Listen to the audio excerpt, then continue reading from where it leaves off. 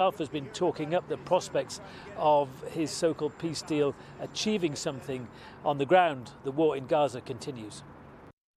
Davis, they are reporting for us. Let's talk a bit more about this now. I'm joined by Brian Katulis. He's a senior fellow at the Middle East Institute in Washington, D.C. and previously served on the US National Security Council at the US Department of State and Defence. Thank you, Brian, for being with us here on BBC News. Just want to get your read of things here with that shooting, the killing of 6 people in Jerusalem. Has that changed the prospects, thin as they were, for a ceasefire deal? I think it diminishes the prospects. I used to live in Jerusalem and the West Bank back in the 1990s and saw incidents like this and even worse with suicide bombings that killed dozens of people. And those sorts of things set back the peace process as it existed back then. Now we're talking about a ceasefire negotiation between 2 parties, Israel and Hamas, that essentially do not recognize each other's right to exist and want to obliterate each other. So it's extremely difficult to get to that ceasefire. You add to it conditions that create even a bigger tinderbox that could erupt at any moment in the West Bank.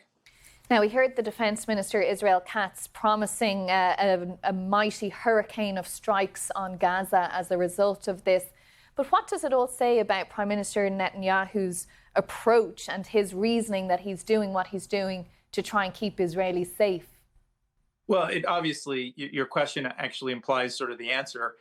It's not keeping Israelis safe in these conditions. And the problem here is that we're almost 2 years into this war, a war that the terrorist group Hamas began on October 7th, 2023.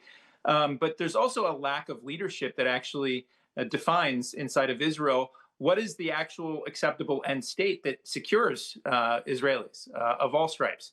And we haven't heard that from Netanyahu, except more war and more military campaigns.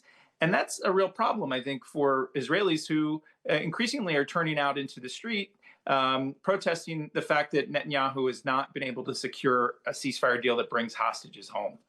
And this latest offer from the Trump administration, which calls for all of the hostages to be released on the first day, and Hamas has welcomed some of the ideas, it says, from America. Is that moving things on at all? Are we getting, notwithstanding what we've seen in the last 24 hours, closer to a little bit of progress?